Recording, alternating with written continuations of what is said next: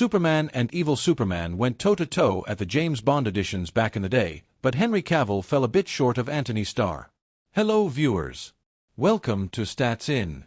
If you're just joining us, please subscribe and don't forget to turn on notifications bell for more videos. It is not every day that two superheroes battle it out for a role, but the audition tapes of Henry Cavill and Antony Starr for James Bond from 2005 have been released. The two joined two other stars, Rupert Friend and Sam Worthington, to be 007, but all four ultimately lost out the role to Daniel Craig.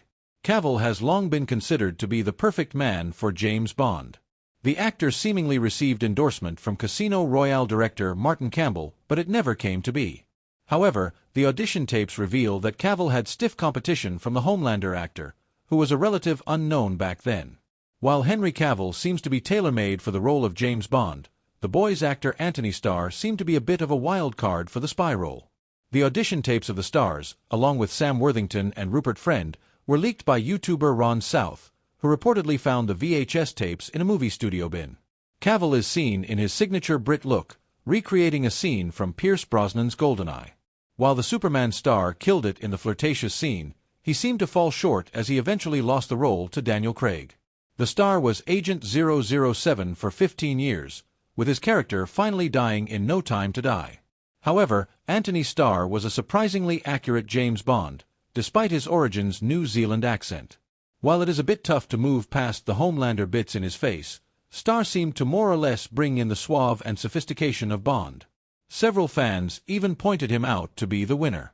It is actually pretty hilarious to see two Supermen, Homelander is basically evil Superman, hash it out to play James Bond.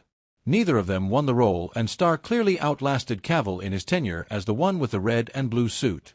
With the James Bond franchise being handled by Amazon MGM Studios now, a new 007 may be on the horizon, which makes the audition tapes leak perfectly timed.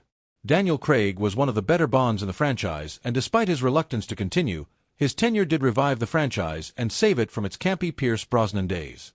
Before Craig got the role, however, Henry Cavill was reportedly in contention for the role and had even reached a pretty good spot. Director Martin Campbell, who directed the first Craig Bond film Casino Royale, reportedly approved of him, but there was one catch, via Games Radar. He looked great in the audition. His acting was tremendous. And look, if Daniel didn't exist, Henry would have made an excellent Bond.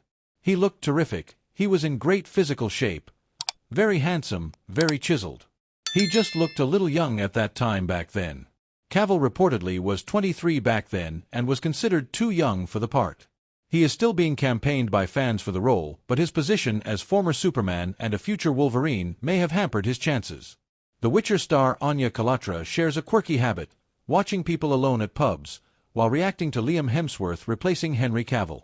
When The Witcher first premiered on Netflix, people may have perceived it as just another adaptation that wouldn't do justice to the source material. Little did they know that Henry Cavill was a huge fan of the story and would do anything to stick to the source. So much so that he chose to leave the show rather than see the story go haywire.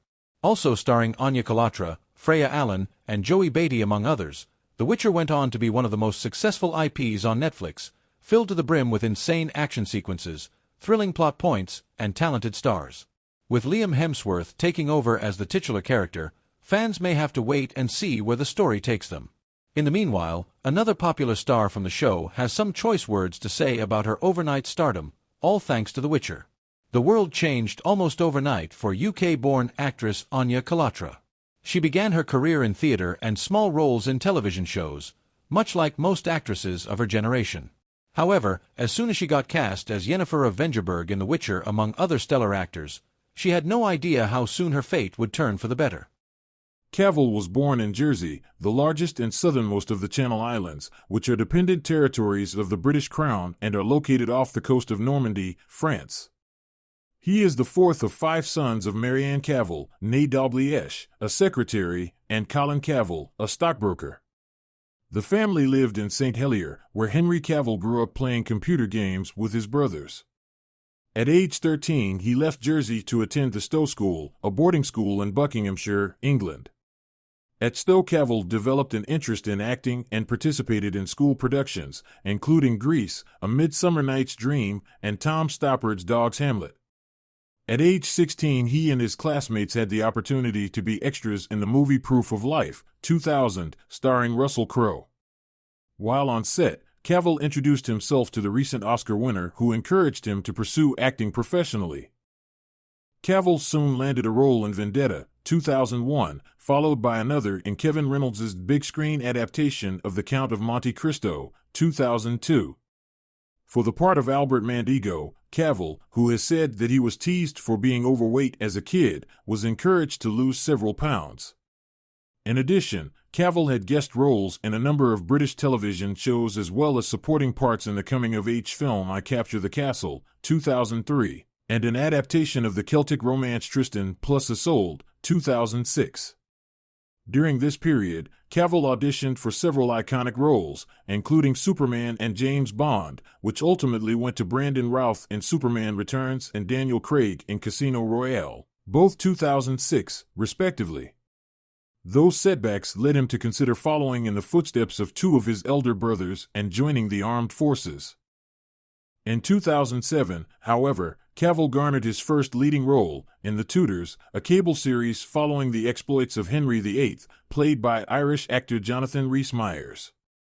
Cavill portrayed Charles Brandon, a loyal courtier to the king. The series helped make Cavill a familiar face, and during its 4 seasons, 2007 to 10, he also appeared in such films as the adventure fantasy Stardust, 2007, and the Woody Allen comedy Whatever Works, 2009. After The Tudors, Cavill proved his skill as an action star, playing Greek hero Theseus in Immortals, 2011, and the son of a CIA agent, played by Bruce Willis, in The Cold Light of Day, 2012.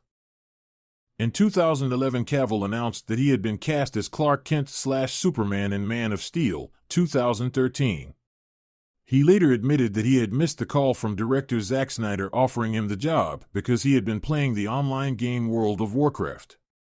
To portray the Man of Steel, Cavill transformed his body, adding so much muscle that he sometimes split the seams of his Superman costume.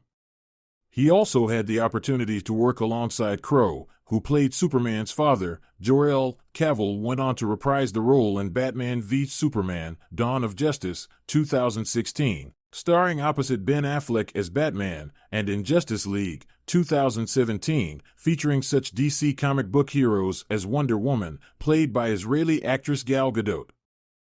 In between Superman films, Cavill starred in director Guy Ritchie's big-screen adaptation of The Man from UNCLE, 2015, playing a CIA agent who teams up with a KGB agent, played by Armie Hammer, and in Sandcastle, 2017, portraying a Special Forces captain on a 2003 tour of Iraq.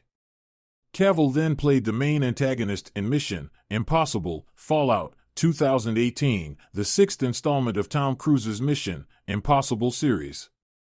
In 2019, he assumed the lead role in the hit Netflix series The Witcher, based on the novels by Polish author Andrzej Sapkowski, whose sources include Polish mythology and Slavic